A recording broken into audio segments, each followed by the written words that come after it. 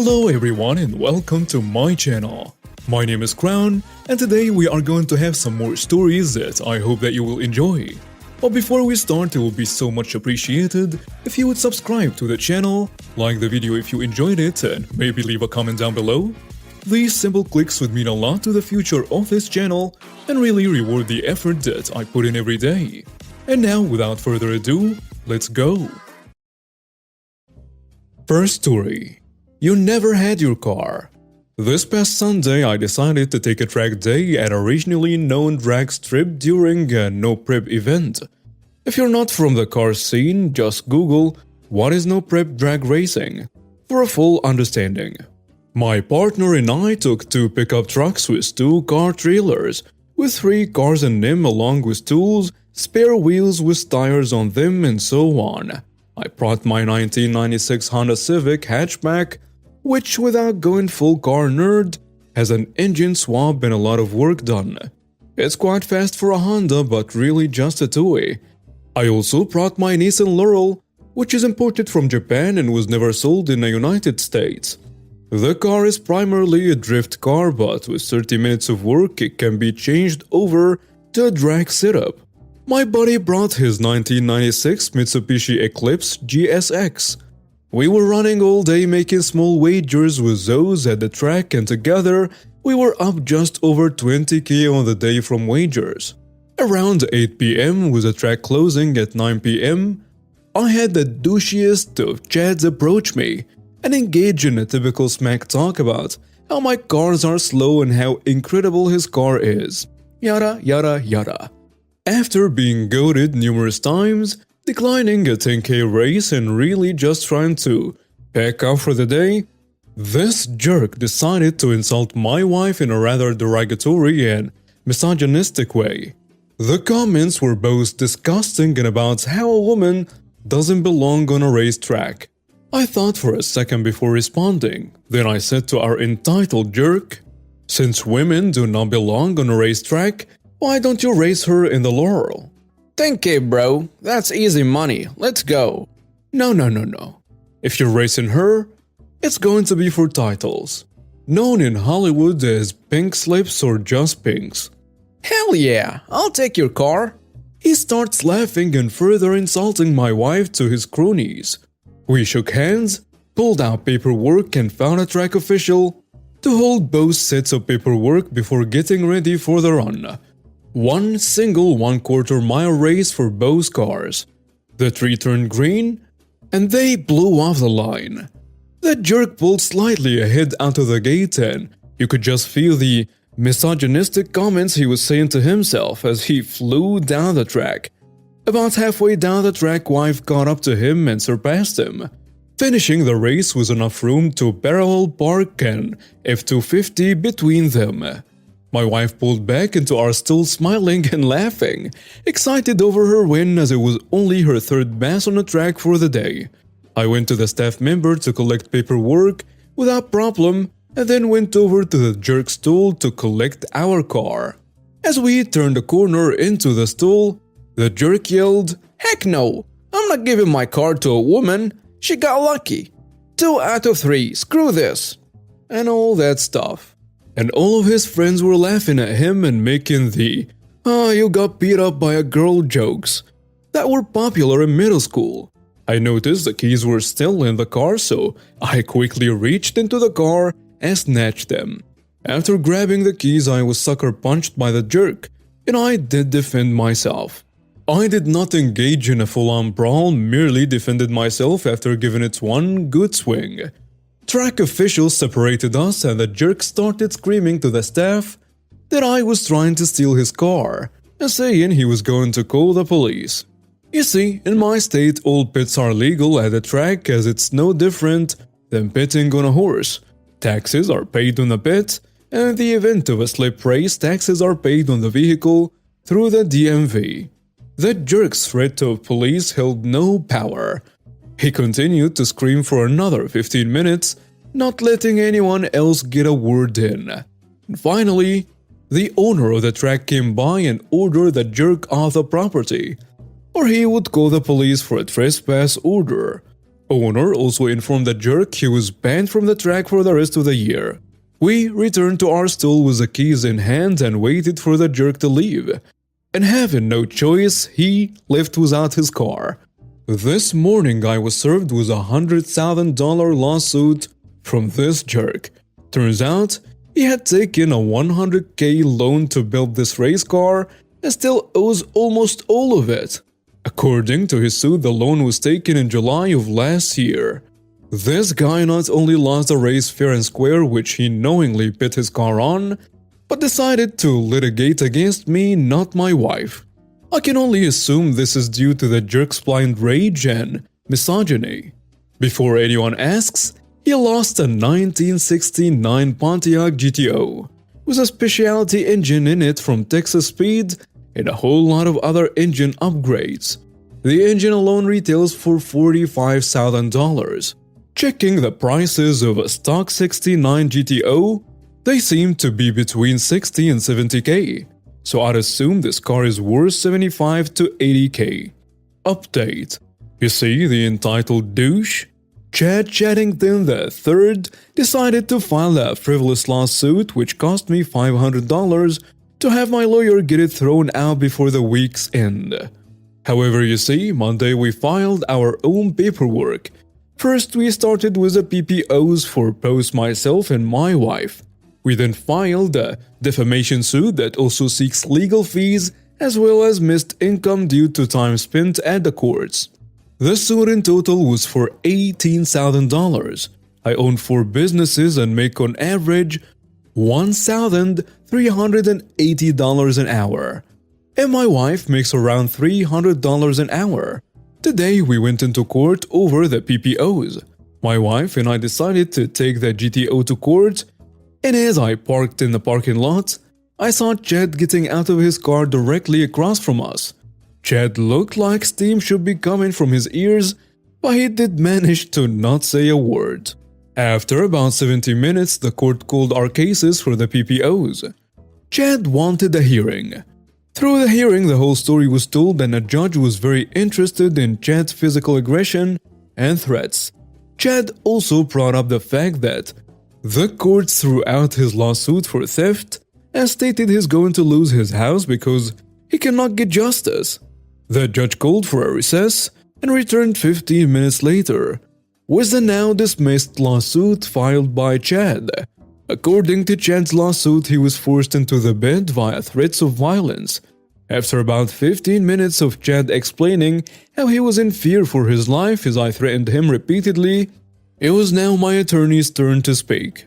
You see, on all of my cars except the Honda, not only do I have dash cams, but I have black view systems which record inside and outside audio along with 270 degrees around the car and the interior. We had this footage available in court.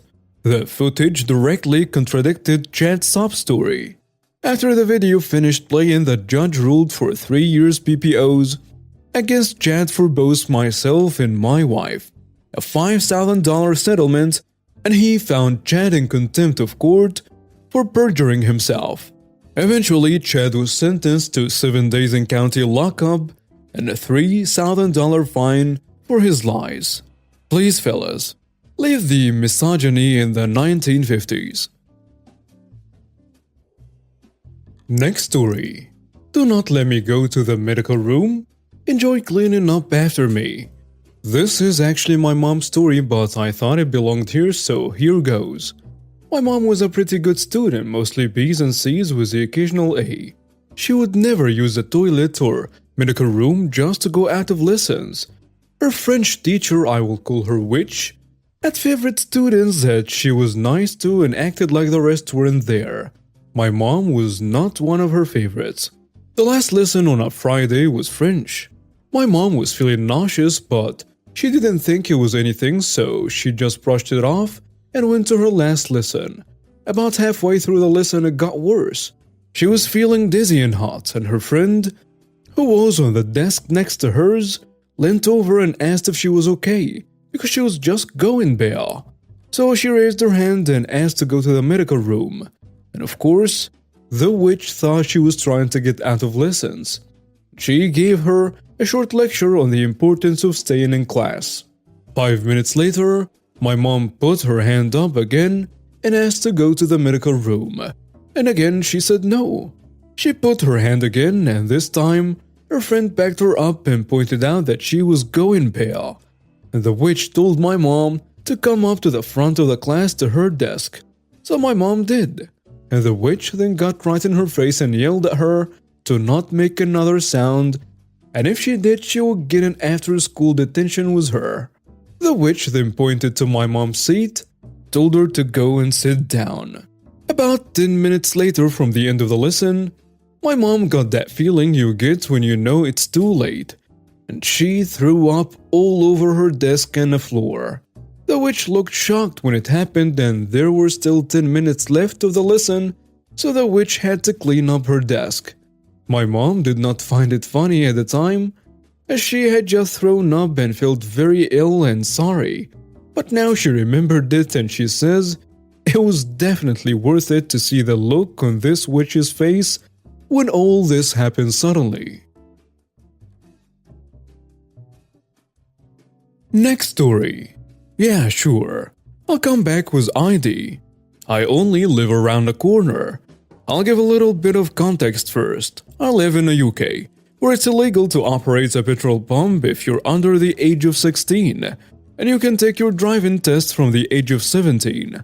The town/village I grew up in was small and had just a single petrol station with 2 pumps. Sometimes you'd have to wait behind a car or two, but being a small town, it was never really much of an issue. At the end, I had just recently passed my test and had been driving for a week or two. When you pass your test, they give you a temporary paper license to use until the official one arrives in the post. These paper licenses do not have a photo or anything on them, just your name, address, and so on. You might already be able to work out where this is going. So let's get on to the story. It was early Wednesday morning and I had decided to drive into the school. My car was almost on empty, so I swung by the petrol station on the way out of town to put my regular fiver in the tank. As a broke student, I could never afford to fill up more than 5 to 10 pounds at a time, so I was a regular visitor at the petrol station. On this particular day, there was a new server behind the counter who I guess had only just started there. Coincidentally, one of the pumps was out of order that morning, which meant there was only one available pump in the whole town. I pull up to the pump and at this point, there is only one other car behind me. I put my measly amount of petrol in the tank and head over to the garage to pay. As I approach the counter, I notice the attendant is giving me an odd look, and the conversation went something like this. "Sorry, but can I ask to see some ID?" He says to me, I don't have any photo ID with me." "Well, I'm afraid I cannot sell petrol to someone that might be under 16. A little shell-shocked at the apparent incompetence, I reply, I drove a car in here, and you have to be 17 to drive. Is that not proof enough?" "I'm sorry, but without ID, I cannot do anything." "Look, I can get my paper license from the car, but it doesn't have a photo on it." "Well, it needs to be photo ID, otherwise I don't know it's really you." "Right. Well, I live a few minutes away. I can come back with my passport in a few minutes." "Okay, but you'll have to leave the car here because I cannot let you drive off without paying." At this point, I'm absolutely dumbfounded. It is only a few minutes drive back home, but at least a 20-minute walk, which would mean a 40-minute round trip. Desperate to not have to walk 40 minutes home and back for the sake of 5 pounds, I try one more time. It's gonna take me 40 minutes to get some ID. Can you really not sell me this 5 pounds of petrol? "I'm afraid not. It's not up to me." I turned around and walk out of the station. Okay, I'll leave the car here, and I will come back in 40 minutes with some ID. Sure enough, I leave the garage and begin the walk home, with my car exactly where the attendant told me to leave it. 20 minutes later I arrive home, but by this point I'm pretty thirsty. I always left early for school because I work better in the morning and like to get an hour or two of work done before classes start. So, with about an hour to spare before I really need to be leaving for school, I decide to make myself a cup of tea and maybe have a second breakfast. All the while, I'm fully aware that my car is currently locked and parked in front of the only petrol pump in the whole town. About 15 minutes pass, by which point I've had a cup of tea and second breakfast. So, I pick up my passport and head out the door. Almost an hour after leaving the garage, I arrive back, passport in hand. And sure enough, there is now a queue of 10 to 15 cars and a very panicked-looking attendant trying to explain to a horde of angry customers why they have had to wait for almost an hour to fill up their cars before they can drive to work. At just about the same time I arrive, the guy's manager shows up. I explained to the manager that I had to leave the car here because without ID, I hadn't been allowed to pay for the petrol.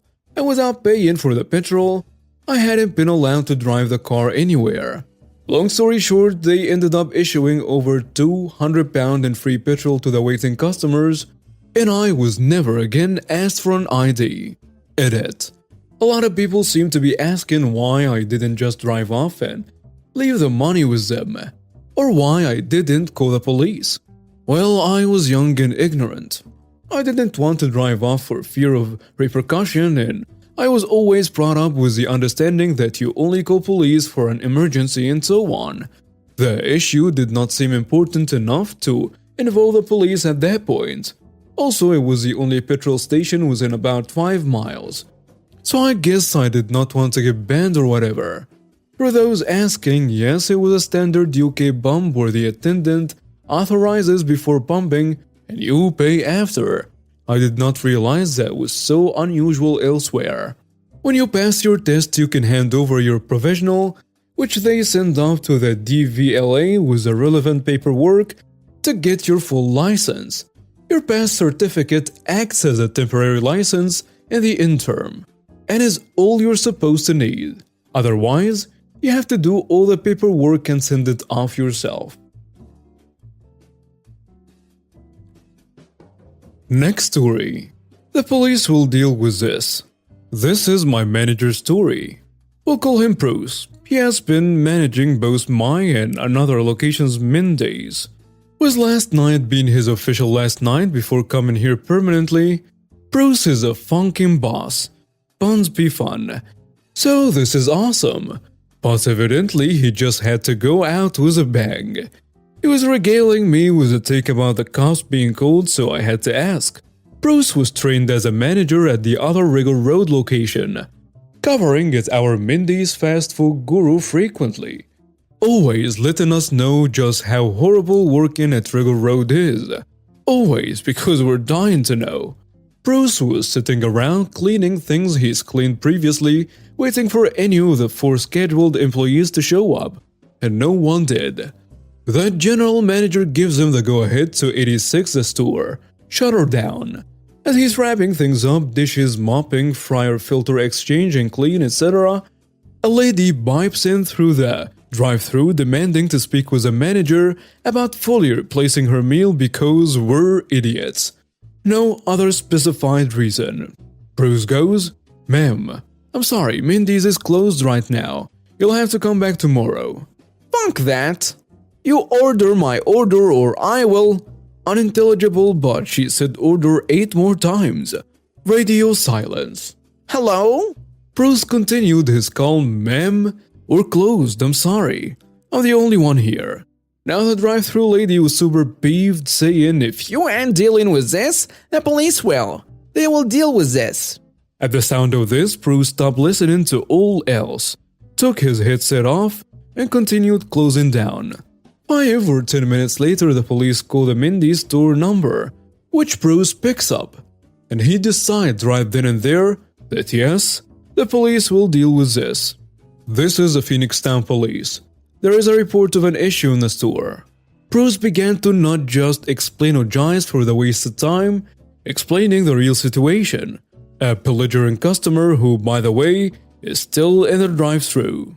The police said they will handle it, asked if he needed to be contacted by PD upon arrival, and all the usual.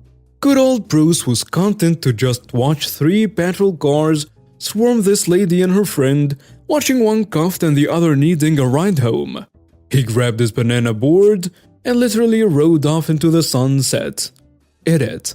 Bruce acted maliciously because he was familiar with this lady, based almost solely on the use of the word idiot, and when talking with the cops he could have answered saying it was a misunderstanding and a non-issue.